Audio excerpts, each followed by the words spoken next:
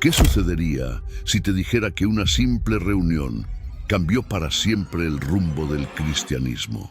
En el año 451, en una ciudad a orillas del Bósforo, una asamblea de más de 500 obispos tomó una decisión que dividiría la fe cristiana hasta nuestros días.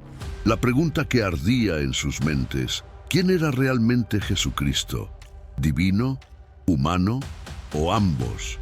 Las respuestas dividirían imperios, crearían nuevas iglesias y cambiarían el curso de la historia para siempre. ¿Por qué una simple reunión de obispos tenía tanto poder? Para comprenderlo, debemos entender que los concilios ecuménicos no eran simples conferencias teológicas.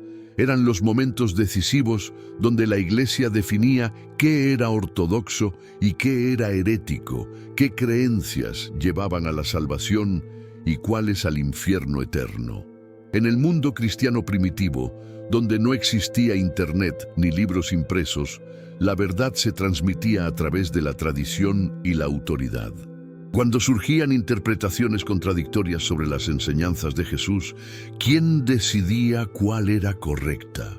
Esta era la función de los concilios: establecer la verdad oficial mediante el consenso de los líderes de la Iglesia, guiados supuestamente por el Espíritu Santo.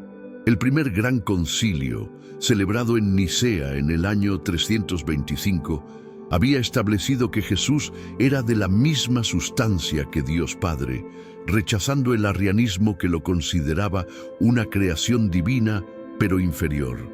El Concilio de Constantinopla en 381 completó la doctrina de la Trinidad, y el Concilio de Éfeso en 431 había proclamado a María como Theotokos, Madre de Dios, rechazando las enseñanzas de Nestorio que separaban demasiado las naturalezas humana y divina de Cristo. Pero estos concilios, lejos de resolver todas las dudas, habían generado nuevas preguntas. Si Cristo no era dos personas separadas, como enseñaba Nestorio, significaba que sus naturalezas humana y divina estaban mezcladas en una sola naturaleza, como defendía el monje Eutiques de Constantinopla. ¿O existían dos naturalezas distintas, pero unidas en una sola persona, como afirmaba el Papa León I en su famoso Tomo? Estas preguntas, aparentemente abstractas, tenían consecuencias muy concretas. ¿Cómo debían los cristianos adorar a Cristo? ¿Cómo debían representarlo en el arte? ¿Cómo debían entender su propio camino hacia la salvación? Y, no menos importante, ¿quién tenía la autoridad final para decidir estas cuestiones? ¿Roma, Constantinopla o Alejandría? El mundo en que se desarrolló el Concilio de Calcedonia estaba al borde del colapso. El glorioso imperio romano que había dominado el Mediterráneo durante siglos se desmoronaba. Roma había sido saqueada por los visigodos en el 410, y el último emperador de Occidente sería depuesto apenas 25 años después del concilio. Mientras el Occidente caía, el Oriente luchaba por sobrevivir. El emperador Teodosio II había gobernado durante 42 años, tratando de mantener unido el imperio frente a las amenazas externas. Su muerte accidental en el 450 había llevado al trono a Marciano, un soldado veterano, y a Pulqueria, hermana de Teodosio, y mujer de extraordinaria influencia política. Ambos veían en la unidad religiosa la clave para mantener la estabilidad imperial. El panorama religioso era igualmente turbulento. Las controversias cristológicas se habían intensificado tras el Concilio de Éfeso. Nestorio, patriarca de Constantinopla, había sido condenado por enseñar que en Cristo habitaban dos personas separadas, una humana y otra divina. Como reacción, Eutiques, un influyente archimandrita, superior monástico de Constantinopla, había empezado a enseñar que Cristo tenía una sola naturaleza, la divina, que había absorbido completamente la humana como una gota de miel en el océano. Esta doctrina, conocida como monofisismo, del griego una sola naturaleza, fue inicialmente condenada en un sínodo local en Constantinopla en el 448. Pero Eutiques tenía poderosos aliados, especialmente Dioscoro, patriarca de Alejandría, quien convocó un nuevo concilio en Éfeso en el 449. En este concilio, conocido después como el Concilio Ladrón, Dioscoro manipuló los procedimientos, silenció a los opositores y rehabilitó a Eutiques. El patriarca Flaviano de Constantinopla, que se había opuesto a Eutiques, fue físicamente agredido en el concilio y murió poco después a causa de las heridas.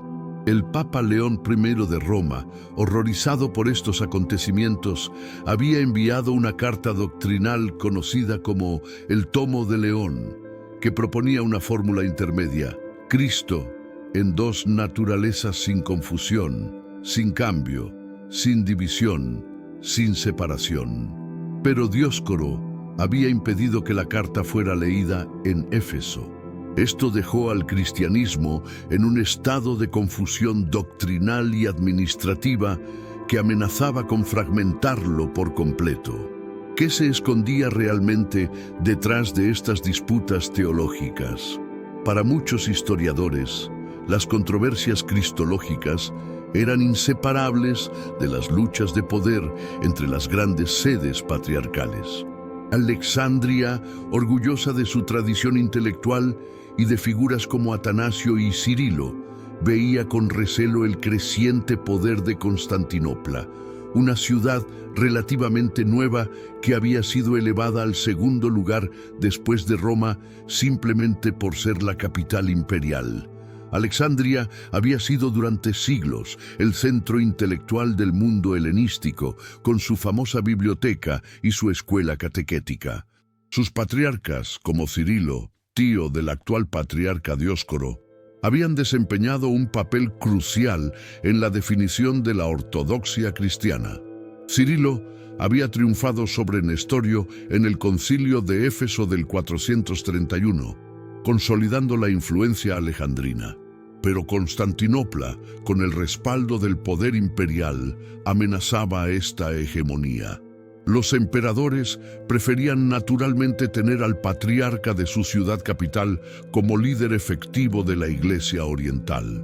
Roma, por su parte, aunque debilitada por las invasiones bárbaras, seguía reclamando la primacía, basándose en su fundación por el apóstol Pedro. El Papa León I, uno de los más capaces de la historia temprana, estaba decidido a hacer valer esta autoridad. En este triángulo de poder, Egipto y Siria se sentían cada vez más marginados. Sus tradiciones culturales y lingüísticas eran distintas del mundo grecorromano.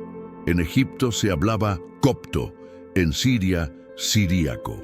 Las sutilezas teológicas expresadas en griego a veces se perdían en la traducción, creando malentendidos que exacerbaban las divisiones. Dioscoro de Alejandría veía el monofisismo como una forma de preservar la tradición cristológica de su predecesor Cirilo, quien había enfatizado la unidad de Cristo, pero también era una forma de resistencia cultural y política contra la helenización impuesta desde Constantinopla. Para los egipcios, la defensa de una sola naturaleza en Cristo se convirtió en un símbolo de resistencia nacional frente al poder imperial bizantino. En medio de estas tensiones entre hombres poderosos, una mujer extraordinaria ejercía una influencia decisiva: la emperatriz Pulqueria, hermana mayor de Teodosio II, había hecho voto de virginidad perpetua, pero mantenía un enorme poder en la corte. Tras la muerte de su hermano, se casó con Marciano en un matrimonio puramente político para asegurar la sucesión, manteniendo su voto de castidad. Pulqueria era una devota defensora de la ortodoxia tal como la entendía Constantinopla. Había sido instrumental en la caída de Nestorio, oponiéndose a sus reticencias a usar el título Theotokos para María. Ahora se oponía igualmente al extremo opuesto representado por Eutiques. Su visión coincidía con la del Papa León, Cristo debía ser reconocido en dos naturalezas distintas, pero inseparablemente unidas. Su influencia en el Concilio de Calcedonia sería decisiva. No solo había participado activamente en su convocatoria, sino que asistió personalmente a algunas sesiones junto con Marciano, algo inusual para una mujer en esa época. Las actas del concilio registran aclamaciones a la nueva Helena, comparándola con la madre del emperador Constantino y a la guardiana de la fe. Pulqueria no estaba sola. Otras mujeres de la aristocracia bizantina, como la rica viuda Olimpia, habían financiado monasterios e influido en los debates teológicos a través de su patronazgo. En Jerusalén, la emperatriz Eudocia, esposa de Teodosio II y rival de Pulqueria, apoyaba a los monofisitas. Estas mujeres, aunque limitadas por las convenciones de su tiempo, encontraban formas de ejercer poder e influencia en asuntos considerados dominio masculino. La lucha entre Pulqueria y Eudocia por la influencia sobre Teodosio II había sido uno de los subtextos políticos de las controversias anteriores a Calcedonia. Ahora, con Pulqueria en el trono junto a Marciano, tenía la oportunidad de imponer su visión teológica, que coincidía con la de Roma. Un Cristo en dos naturalezas, completamente divino y completamente humano. ¿Dónde mejor para resolver un conflicto teológico que en el lugar de una mártir? La iglesia de Santa Eufemia no fue elegida al azar para albergar el concilio. Este magnífico templo, situado en una colina con vistas al Bósforo, contenía las reliquias de una joven cristiana martirizada durante las persecuciones de Diocleciano, convirtiéndolo en un espacio cargado de simbolismo. La leyenda cuenta que Eufemia había sido torturada por negarse a sacrificar a los dioses paganos. Su cuerpo, depositado en un elaborado sarcófago de mármol, se decía que exudaba un aceite milagroso cada año en el aniversario de su martirio. Para los bizantinos, tales milagros eran señales tangibles del favor divino, y muchos creían que la santa intervendría para guiar a los obispos hacia la verdad. El interior de la basílica estaba decorado con mosaicos dorados y frescos que representaban escenas bíblicas. Imaginen el espectáculo visual. Más de 500 obispos con sus vestimentas ceremoniales, acomodados según su rango en semicírculos concéntricos. En el centro, un trono vacío con los evangelios abiertos, simbolizando la presencia de Cristo. A un lado, los legados papales, representantes de León I. Al otro, los comisarios imperiales enviados por Marciano y Pulqueria para mantener el orden. Se contaba que durante el concilio ocurrió un milagro significativo. Según la tradición, los obispos, incapaces de llegar a un consenso, decidieron escribir dos confesiones de fe diferentes, una diofisita y otra monofisita, y colocarlas en el sarcófago sellado de la santa. Después de 3 días de oraciones, abrieron el sarcófago y encontraron que Eufemia sostenía en su mano derecha la confesión ortodoxa diofisita, mientras la monofisita yacía a sus pies. Este milagro se convertiría en un poderoso símbolo de legitimación divina para las decisiones del concilio. La Basílica de Santa Eufemia continuó siendo un importante centro de peregrinación hasta que fue convertida en mezquita tras la conquista otomana en 1453. Hoy, poco queda de su antigua gloria, pero en aquel octubre de 451, sus muros fueron testigos de debates que reconfigurarían el cristianismo para siempre. El 8 de octubre de 451, con una solemne liturgia, comenzaron las sesiones del concilio. La atmósfera era tensa. Muchos de los presentes habían participado en el caótico Concilio Ladrón de Éfeso, y las heridas, tanto físicas como emocionales, aún no habían cicatrizado. El procedimiento comenzó con la lectura de las actas de aquel controvertido concilio, provocando exclamaciones de indignación cuando se recordaron las irregularidades y violencias. La primera confrontación llegó rápidamente. Dioscoro de Alejandría, el poderoso patriarca que había dominado en Éfeso, fue obligado a abandonar su lugar entre los obispos y sentarse solo en medio, como acusado. Se le imputaban graves cargos: haber rehabilitado al hereje Eutiques, excomulgado ilegalmente al Papa León y manipulado las actas del concilio anterior. Los obispos egipcios, sus partidarios, protestaron vehementemente, pero fueron silenciados. Durante las siguientes sesiones se leyeron documentos cruciales: el Credo de Nicea, las cartas dogmáticas de Cirilo de Alejandría, considerado ortodoxo por ambos bandos, y finalmente el famoso Tomo de León. Este último documento, que proponía la fórmula dos naturalezas en una persona, fue recibido con aplausos por la mayoría. Esta es la fe de los padres, esta es la fe de los apóstoles. Pedro ha hablado por boca de León. Sin embargo, un grupo de obispos de Palestina e Iliria expresó dudas, temiendo que la fórmula fuera demasiado cercana al nestorianismo condenado en Éfeso. Se formó una comisión especial que examinó el tomo y concluyó que estaba en armonía con las enseñanzas de Cirilo, tranquilizando a los vacilantes. El drama llegó a su punto álgido cuando Dioscoro fue formalmente juzgado. A pesar de ser citado 3 veces, se negó a comparecer. Los testimonios contra él se acumularon.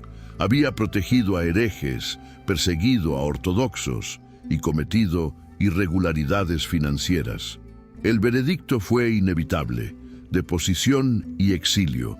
Cuando se anunció la sentencia, se produjo un tumulto entre los obispos egipcios, que veían a su patriarca como defensor de la verdadera fe. ¿Cómo cayó tan rápido un hombre tan poderoso como Dioscoro? El patriarca de Alejandría había llegado a Calcedonia con la confianza de quien había dominado el concilio anterior. Pero pronto quedó claro que las circunstancias políticas habían cambiado radicalmente. El emperador Teodosio II, su protector, había muerto.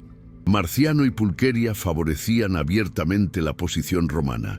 Las acusaciones contra Dioscoro eran tanto teológicas como disciplinarias. Se le acusaba de apoyar el monofisismo extremo de Eutiques, que negaba la naturaleza humana de Cristo. Sin embargo, irónicamente, Dioscoro no era estrictamente monofisita. Su posición era más matizada. Defendía una naturaleza encarnada del Verbo divino, fórmula que tomaba de Cirilo. El problema era que rechazaba la terminología de dos naturalezas promovida por León. Las sesiones del juicio revelaron testimonios dramáticos. Obispos relataron cómo habían sido forzados a firmar un documento en blanco en Éfeso, que Dioscoro luego completó con la rehabilitación de Eutiques. Otros contaron cómo habían sido amenazados por soldados y monjes fanáticos bajo las órdenes del patriarca. Particularmente conmovedores fueron los testimonios sobre el trato violento al fallecido patriarca Flaviano, cuya muerte se atribuía indirectamente a Dioscoro. La defensa de Dioscoro consistió principalmente en cuestionar la legitimidad del proceso. Argumentó que estaba siendo juzgado por sus creencias teológicas, no por irregularidades procedimentales. «Si debo ser condenado», dijo según las actas, «lo seré por mi fe, no por supuestas violaciones canónicas». Sin embargo, esta estrategia fracasó, ya que el concilio insistió en que eran precisamente sus abusos de poder los que justificaban su deposición. El 13 de octubre, ausente Dioscoro, que se negaba a comparecer, se pronunció la sentencia: «El Santísimo Arzobispo de Roma, León, por nosotros y por este santo concilio, junto con el 3 veces bendito apóstol Pedro, quien es la roca y fundamento de la Iglesia Católica y el cimiento de la fe ortodoxa, ha despojado a Dioscoro de la dignidad episcopal y lo ha privado de todo ministerio sacerdotal». Dioscoro fue exiliado a Gangra, en Paflagonia, donde moriría en 454, venerado por los egipcios como mártir de la fe. Aunque el debate cristológico captó la mayoría de la atención, el concilio también promulgó 28 cánones disciplinarios que tendrían profundas consecuencias para la organización de la Iglesia. Estos decretos abarcaban desde la administración de propiedades eclesiásticas hasta la conducta moral del clero. Pero el más controvertido fue, sin duda, el Canon 28. Este canon elevaba formalmente el estatus del Patriarcado de Constantinopla, otorgándole iguales privilegios que Roma y jurisdicción sobre las diócesis de Asia, Ponto y Tracia. La justificación era política. La ciudad honrada por el emperador y el senado, y disfrutando de iguales privilegios con la antigua Roma imperial, debe ser exaltada como ella en asuntos eclesiásticos, siendo segunda después de ella. Los legados papales, que habían estado ausentes cuando se votó este canon, protestaron enérgicamente cuando se enteraron. Argumentaron que contravenía los cánones de Nicea, que habían establecido la primacía de 3 sedes apostólicas: Roma, Alejandría y Antioquía. Elevar Constantinopla por encima de estas últimas dos era, según ellos, una innovación inaceptable. El Papa León I rechazaría posteriormente este canon, creando una tensión duradera entre Roma y Constantinopla. Este desacuerdo sobre la estructura jerárquica de la Iglesia sería una de las semillas del posterior cisma entre Oriente y Occidente en 1054. Pero en aquel momento, el emperador Marciano ratificó el canon, que se convirtió en ley imperial, independientemente de la oposición papal. Otros cánones importantes incluían prohibiciones contra el simonio, compra de cargos eclesiásticos, regulaciones sobre la vida monástica y restricciones a los clérigos que deseaban trasladarse de una diócesis a otra. El canon 15 estipulaba que las diaconisas, mujeres con roles litúrgicos limitados, no podían ser ordenadas antes de los 40 años, reconociendo implícitamente su función en la Iglesia primitiva. Estos aspectos administrativos del concilio, a menudo eclipsados por las controversias teológicas, revelan cómo la Iglesia estaba desarrollando estructuras institucionales complejas, adaptándose a su nuevo papel como religión oficial del imperio. En muchos sentidos, Calcedonia representó la mayoría de edad institucional del cristianismo. ¿Cómo podía Jesús ser simultáneamente Dios y hombre? Esta pregunta aparentemente simple había atormentado al cristianismo desde sus inicios. Los evangelios presentaban a un Cristo que a veces actuaba como humano, sintiendo hambre, cansancio, sufrimiento, y a veces como divino, realizando milagros, perdonando pecados. ¿Cómo conciliar estas dos realidades?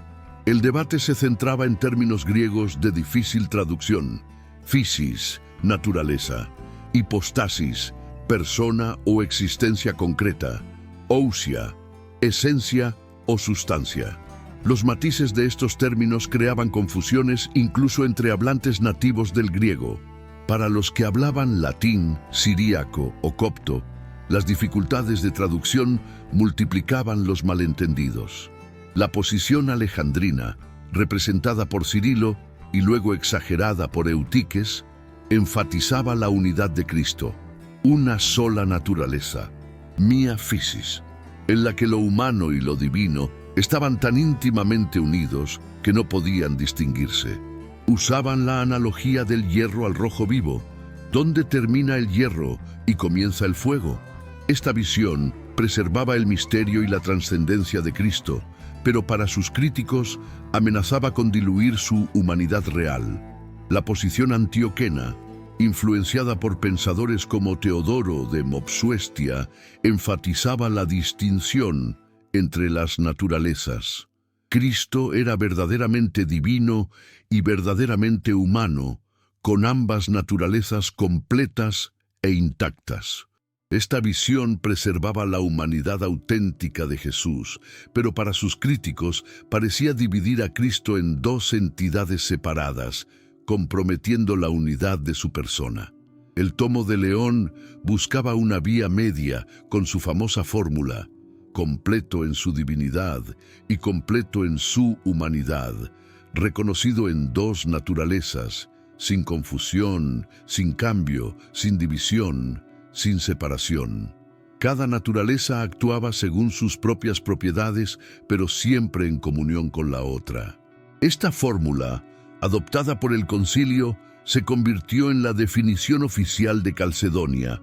Sin embargo, para muchos cristianos orientales, especialmente en Egipto y Siria, la fórmula en dos naturalezas sonaba demasiado cercana al nestorianismo condenado.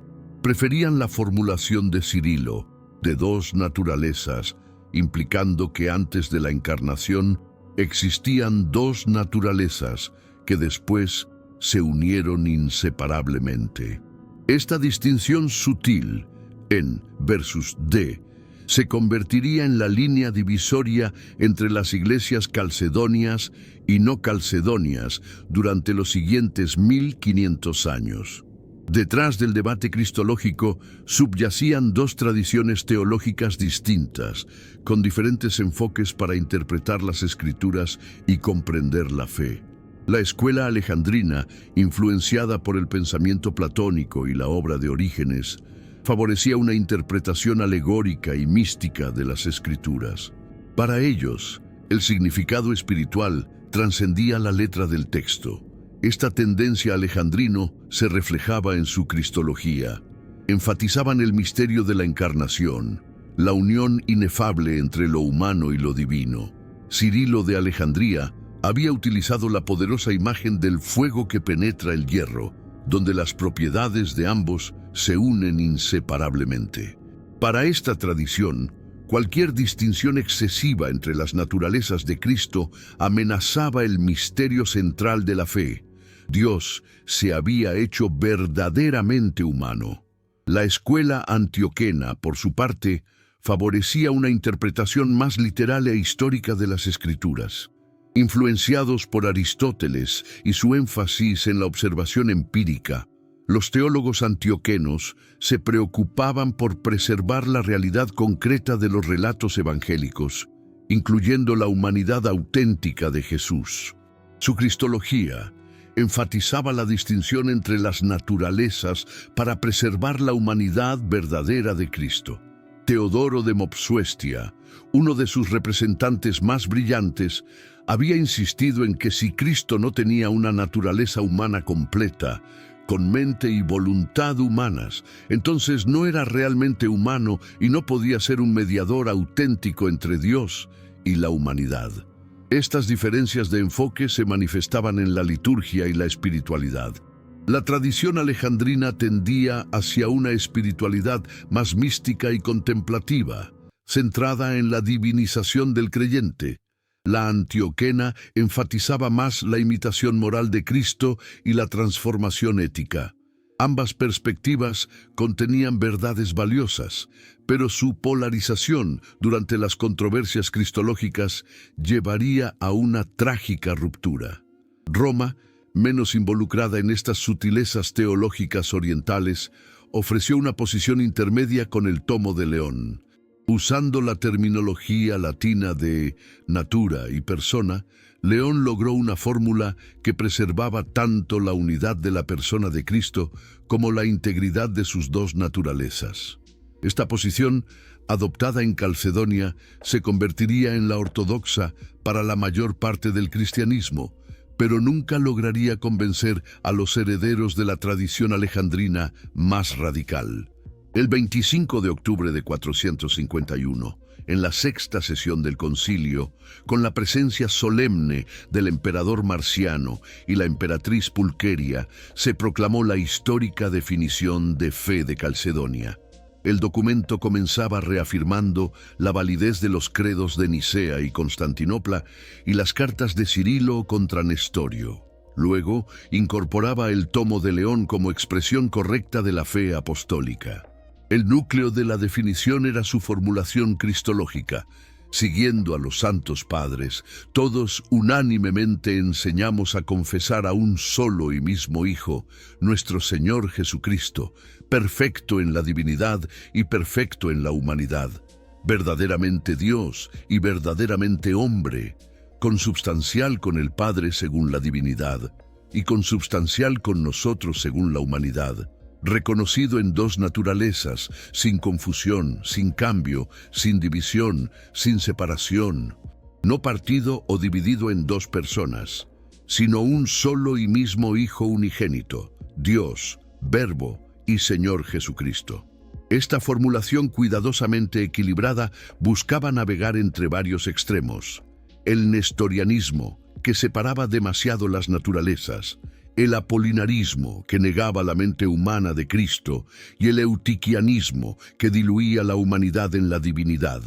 Incorporaba términos clave de la tradición alejandrina, sin división, y antioquena, sin confusión, intentando una síntesis de las perspectivas rivales. Cuando se leyó la definición, los obispos presentes respondieron con aclamaciones: «Esta es la fe de los padres, esta es la fe apostólica, todos así creemos, así creen los ortodoxos». Pero esta unanimidad aparente ocultaba profundas reservas.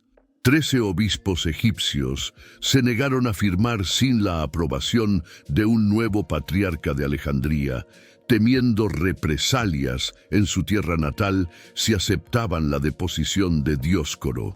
La definición calcedonia era un compromiso que utilizaba deliberadamente un lenguaje ambiguo para reconciliar posiciones opuestas. Términos como «en dos naturalezas» podían interpretarse de diferentes maneras. Esta ambigüedad, que permitió alcanzar un consenso temporal, también contenía las semillas de futuros desacuerdos. Como muchos compromisos históricos, satisfizo a los moderados, pero alienó a los puristas de ambos extremos. Para la posteridad, la definición de Calcedonia se convertiría en uno de los documentos más influyentes de la historia del cristianismo, junto con el Credo Niceno. Su formulación de dos naturalezas en una persona sigue siendo la posición oficial de católicos, ortodoxos y la mayoría de los protestantes. Sin embargo, su rechazo por parte de las iglesias orientales no calcedonias crearía una división que persiste hasta nuestros días, demostrando que ni siquiera el más sofisticado compromiso teológico podía reconciliar visiones fundamentalmente diferentes de Cristo. ¿Qué sucede cuando las decisiones de un concilio son impuestas por decreto imperial, pero rechazadas por el pueblo? Esto es exactamente lo que ocurrió en Egipto tras Calcedonia.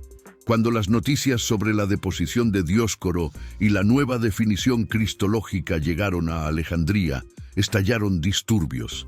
Para los egipcios, Dioscoro no era un hereje, sino un mártir, el legítimo sucesor de Cirilo que defendía la verdadera fe frente a las innovaciones imperiales. El emperador Marciano intentó imponer la aceptación del concilio nombrando a Proterio, un sacerdote alejandrino moderado, como nuevo patriarca. Pero para la mayoría de los egipcios, Proterio era un usurpador impuesto por Constantinopla. Los monjes, que ejercían enorme influencia espiritual, lideraron la resistencia. En sus monasterios del desierto, preservaron la teología miafisita, una naturaleza unida, que consideraban la auténtica enseñanza de Cirilo. La situación empeoró tras la muerte de Marciano en 457. Durante los disturbios que siguieron, Proterio fue asesinado por una turba. Los egipcios eligieron como patriarca a Timoteo el Gato, apodado así por su astucia, un discípulo de Dioscoro. Así comenzó una situación de cisma permanente. Un patriarca melquita, del siríaco Malcoyo, que significa imperial, reconocido por Constantinopla, y un patriarca copto, del griego Aegyptios, a través del árabe Kipt, que significa simplemente egipcio, reconocido por la mayoría de la población. Esta división tuvo profundas implicaciones culturales y lingüísticas. La Iglesia copta desarrolló su propia liturgia en idioma copto, alejándose progresivamente de la cultura griega dominante. Los monasterios coptos se convirtieron en centros de preservación de la identidad nacional egipcia frente a la helenización. La literatura, el arte y la arquitectura coptas adquirieron características distintivas, como sus famosos iconos con ojos grandes y figuras estilizadas. Para los coptos, el rechazo de Calcedonia no era una cuestión meramente teológica, sino de resistencia cultural y política. Como expresó un monje copto del siglo VI, nuestro rechazo de las dos naturalezas es nuestro rechazo a ser dominados por los romanos. Esta fusión entre identidad religiosa y nacional permitiría a los coptos sobrevivir como comunidad distinta incluso después de la conquista árabe, cuando se convertirían en minoría en su propia tierra, preservando hasta hoy su antigua herencia cristiana. Si Egipto fue el centro de resistencia más fuerte contra Calcedonia, Siria no se quedó atrás. La antigua tierra de Antioquía, donde los seguidores de Jesús fueron llamados cristianos por primera vez, también rechazó mayoritariamente el concilio. Pero a diferencia de Egipto, donde la jerarquía miafisita se estableció rápidamente, en Siria la represión imperial fue inicialmente más efectiva en silenciar la oposición. El punto de inflexión llegó en la década de 540, cuando un monje llamado Jacobo Baradeo, Yaqub al-Baradí, fue consagrado secretamente como obispo por prelados miafisitas encarcelados. Durante más de 30 años, Jacobo recorrió Siria, Mesopotamia y Asia Menor disfrazado de mendigo. Su apodo Baradeo se refiere a las mantas de caballo que usaba como disfraz, ordenando sacerdotes y obispos para la comunidad anticalcedonia. Gracias a sus extraordinarios esfuerzos organizativos, la iglesia miafisita siria sobrevivió a la persecución imperial. Los seguidores de esta tradición serían conocidos como jacobitas en Occidente, aunque ellos preferían llamarse simplemente ortodoxos sirios. Su liturgia, desarrollada en idioma siríaco, un dialecto del arameo, la lengua que probablemente habló Jesús, era notablemente poética. San Efrén el Sirio, aunque anterior al cisma, se convertiría en su principal figura literaria, con himnos de extraordinaria belleza teológica. La teología siria tenía características distintivas. Menos influenciada por la filosofía griega que la alejandrina, enfatizaba el misterio y los aspectos prácticos de la fe. Utilizaba un lenguaje más simbólico y tipológico, rico en paradojas y contrastes. Cristo como médico y medicina, como pastor y cordero. Los teólogos sirios, como Filoxeno de Mabug, defendían el miafisismo no por abstracciones filosóficas, sino porque preservaba el misterio paradójico de la encarnación. Las comunidades jacobitas florecieron especialmente en regiones como Tur Abdin, en el sureste de la actual Turquía, donde fundaron monasterios que serían centros de aprendizaje durante siglos. Su influencia se extendió hasta la India, donde los cristianos de Santo Tomás adoptarían eventualmente la liturgia y teología siria. A pesar de las persecuciones bizantinas, sasánidas y posteriormente musulmanas, la Iglesia siria ortodoxa preservaría su identidad distinta hasta la actualidad, manteniendo viva una de las tradiciones cristianas más antiguas del mundo. Armenia, la primera nación en adoptar oficialmente el cristianismo como religión estatal, tradicionalmente fechado en 301, seguiría un camino único en las controversias cristológicas. Los armenios no participaron directamente en el Concilio de Calcedonia debido a su lucha contra los persas sasánidas que intentaban imponerles el zoroastrismo. Cuando finalmente conocieron las decisiones del concilio, las interpretaron inicialmente a través de traducciones siríacas que presentaban una visión distorsionada. En el concilio de Dvin, en 554, La Iglesia armenia rechazó formalmente Calcedonia, alineándose con las posiciones miafisitas de coptos y sirios. Sin embargo, este rechazo no fue simplemente teológico, sino también político. Representaba un distanciamiento deliberado del Imperio bizantino, cuyas ambiciones territoriales amenazaban la independencia armenia. La cristología se convirtió en un componente crucial de la identidad nacional armenia. En un entorno hostil, rodeados por imperios que amenazaban su supervivencia cultural, los armenios encontraron en su particular interpretación del cristianismo una forma de diferenciarse tanto de Bizancio como de Persia, como declaró el católicos patriarca Hofhans II.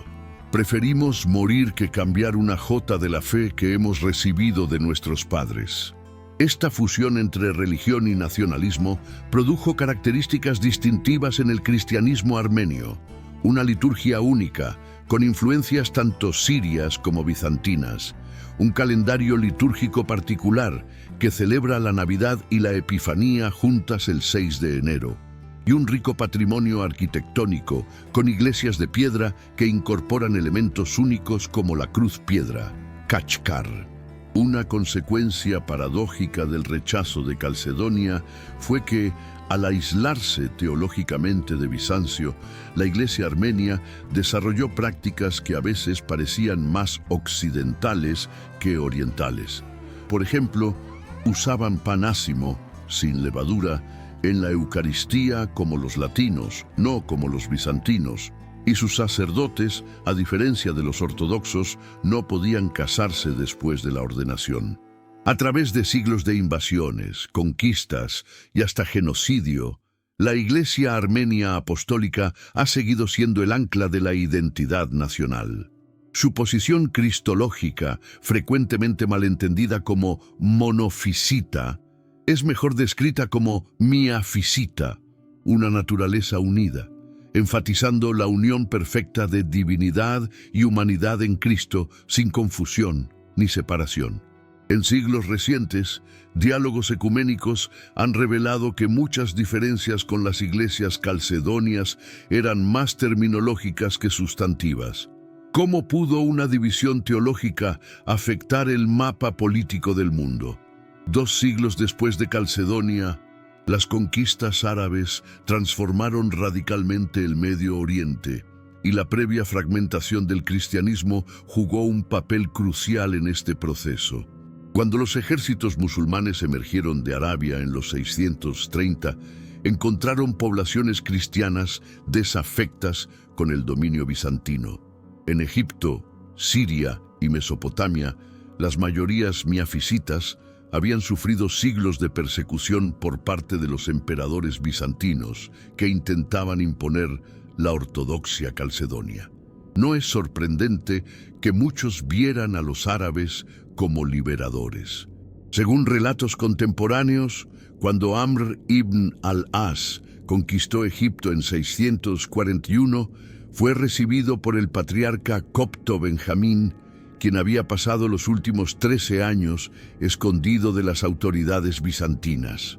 Los conquistadores musulmanes, siguiendo políticas establecidas por el califa Omar, generalmente permitían a los pueblos del libro, judíos y cristianos, mantener su religión a cambio del pago de un impuesto especial, jizya. Aunque su estatus como dhimmis, ciudadanos protegidos pero de segunda clase, implicaba ciertas restricciones, inicialmente representaba una mejora respecto a la persecución bizantina.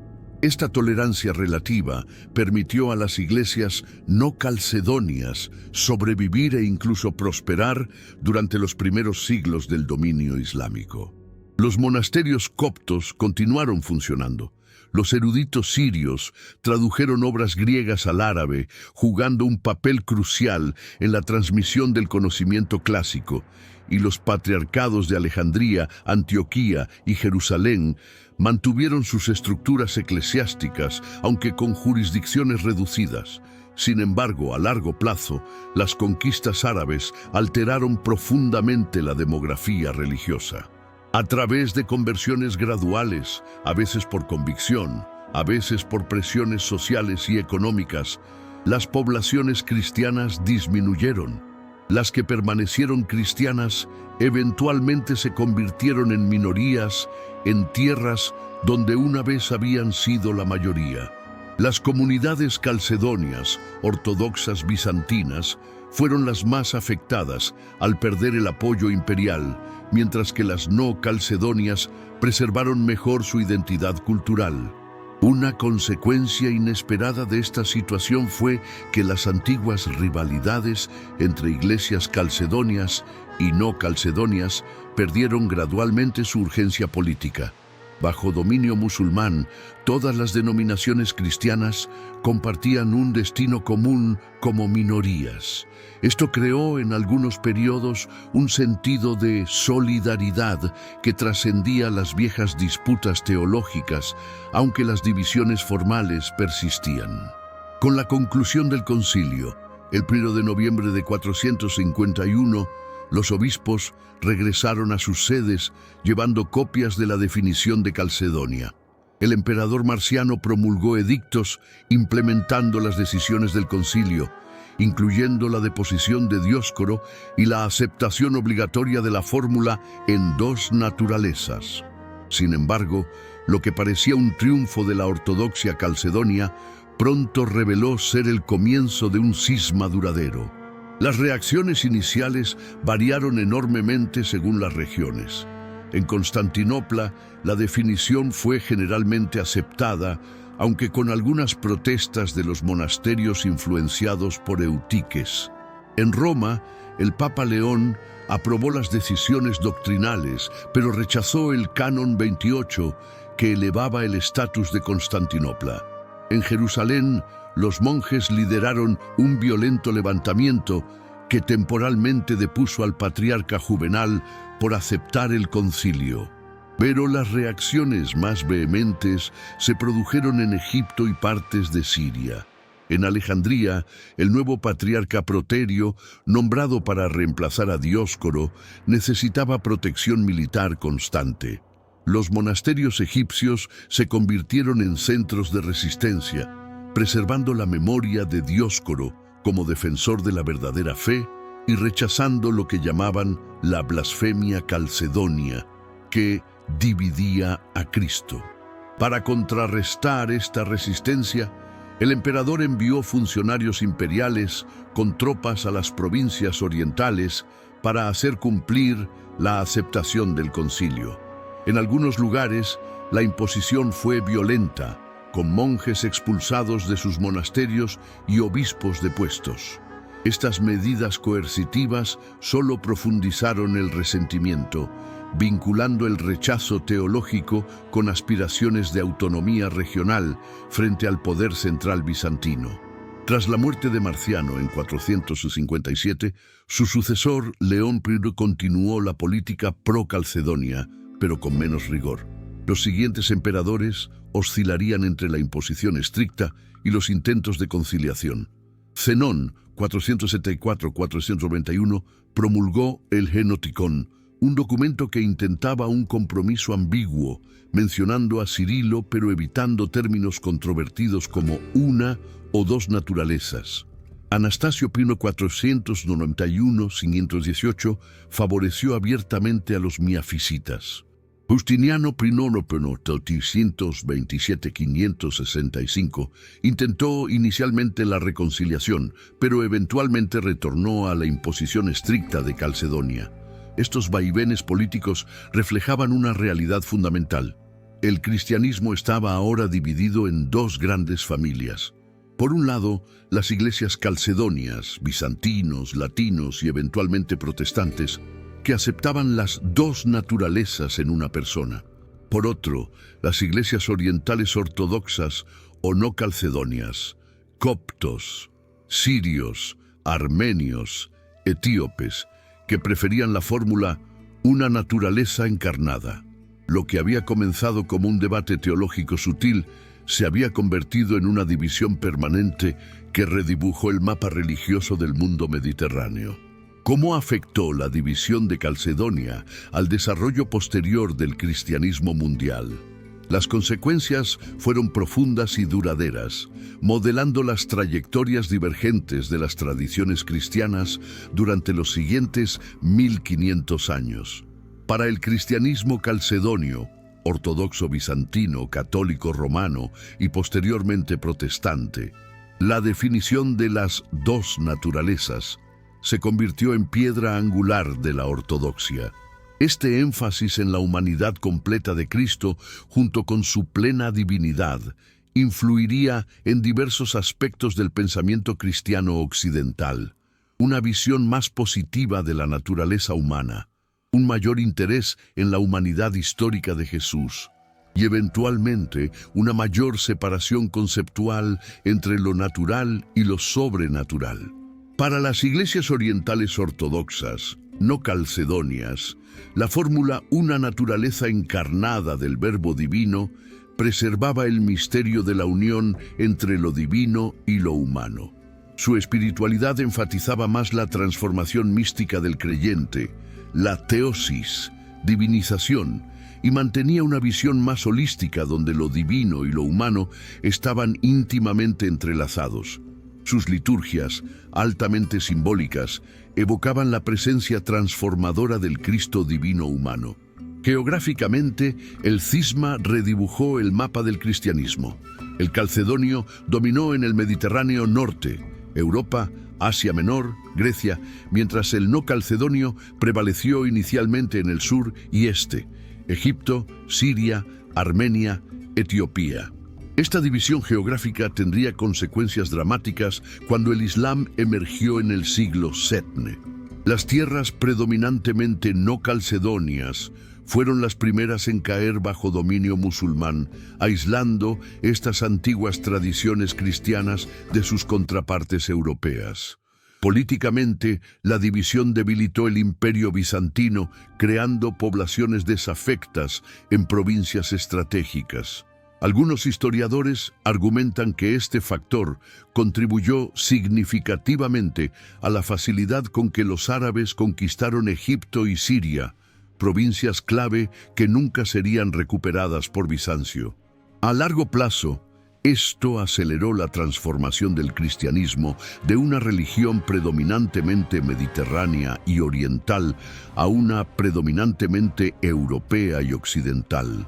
Lingüística y culturalmente, el cisma reforzó el desarrollo de tradiciones cristianas distintivas.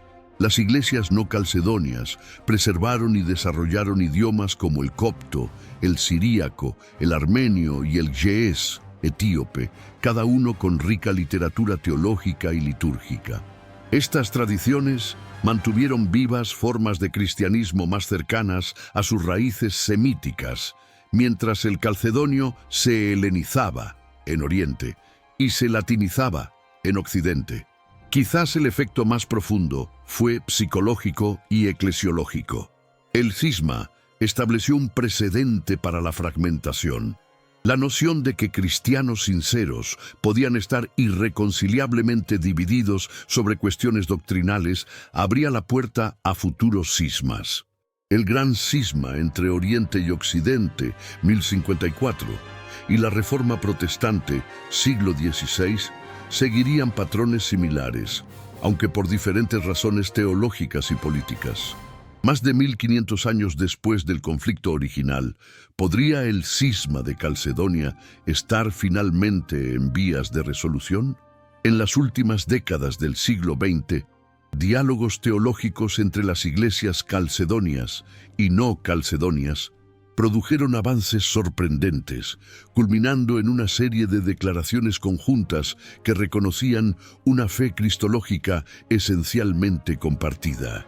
El proceso comenzó en la década de 1960, cuando el Consejo Mundial de Iglesias facilitó encuentros informales entre teólogos ortodoxos, calcedonios y no calcedonios. Estos primeros diálogos revelaron que muchos malentendidos históricos se debían a diferencias terminológicas más que sustanciales. Mientras unos usaban physis, naturaleza, para enfatizar la realidad concreta de la encarnación, otros lo empleaban para referirse a la esencia abstracta. El mismo término tenía significados diferentes en las distintas tradiciones. Un momento crucial llegó en 1990 con la Declaración Cristológica acordada entre la Iglesia Ortodoxa y las Iglesias Ortodoxas Orientales. Este documento histórico afirmaba: ambas familias confiesan que el Logos, la segunda persona de la Trinidad, se encarnó y nació de la Virgen María Theotokos, que su humanidad es consustancial con la nuestra y que por la unión se hizo consustancial con el Padre. Ambas familias condenan la doctrina nestoriana y la doctrina eutiquiana o monofisita, las cuatro adverbios de la definición de Calcedonia: sin confusión, sin cambio, sin división, sin separación, son aceptables para todos nosotros. Esta declaración reconocía explícitamente que las diferencias históricas eran debidas en gran parte a malentendidos creados por el uso de formulaciones cristológicas con diferentes matices y énfasis. En otras palabras, durante 15 siglos, cristianos habían estado divididos no porque creyeran cosas fundamentalmente diferentes sobre Cristo, sino porque usaban diferentes lenguajes para expresar esencialmente la misma fe. Las implicaciones prácticas de esta reconciliación teológica fueron significativas, pero limitadas. Se establecieron comisiones mixtas para abordar cuestiones pastorales y litúrgicas. En algunos lugares se permitió la intercomunión limitada. Patriarcas y papas intercambiaron visitas históricas y firmaron declaraciones conjuntas. El Papa Shenouda III de la Iglesia Copta y el Patriarca Bartolomé I de Constantinopla se encontraron varias veces, simbolizando un nuevo espíritu de fraternidad. Sin embargo, los obstáculos para la plena comunión permanecen. Siglos de desarrollo separado han creado diferentes tradiciones litúrgicas, calendarios, prácticas canónicas y estructuras eclesiásticas. Las cuestiones de jurisdicción territorial son particularmente complejas en regiones como Oriente Medio, donde coexisten múltiples jerarquías para las mismas áreas geográficas. Además, la memoria histórica de persecuciones pasadas y las identidades nacionales vinculadas a tradiciones eclesiásticas específicas complican el proceso de reunificación. A pesar de estos desafíos, el diálogo calcedonio-no calcedonio representa uno de los avances ecuménicos más significativos de la historia reciente. Demuestra que incluso las divisiones más antiguas y aparentemente intratables pueden ser repensadas y potencialmente reconciliadas cuando hay voluntad para escuchar y comprender la posición del otro. ¿Qué podemos aprender hoy del drama que se desarrolló en Calcedonia hace más de 15 siglos? La historia del concilio y sus consecuencias ofrece profundas lecciones sobre la intersección entre teología, política y cultura, y sobre cómo las palabras, incluso sutiles diferencias terminológicas, pueden unir o dividir a las comunidades humanas. Primero, Calcedonia nos recuerda que los debates teológicos nunca ocurren en un vacío.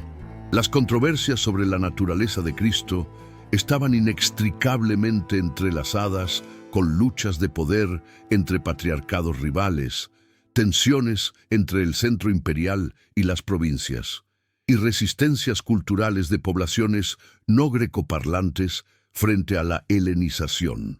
Lo que parece un debate abstracto sobre términos filosóficos tenía profundas implicaciones para identidades comunales y relaciones de poder. Segundo, la historia posterior al cisma demuestra cómo las divisiones religiosas pueden tener consecuencias geopolíticas de largo alcance.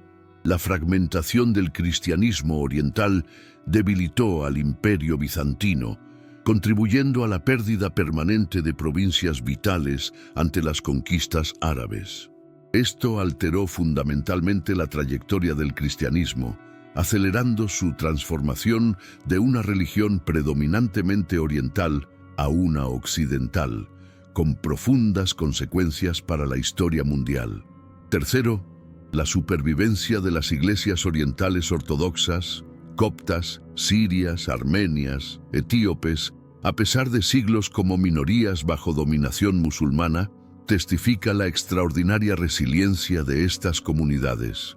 Preservando sus idiomas litúrgicos, tradiciones teológicas y prácticas culturales distintivas, estas iglesias mantuvieron vivas algunas de las expresiones más antiguas del cristianismo, ofreciendo una contraperspectiva valiosa a las tradiciones occidentales dominantes.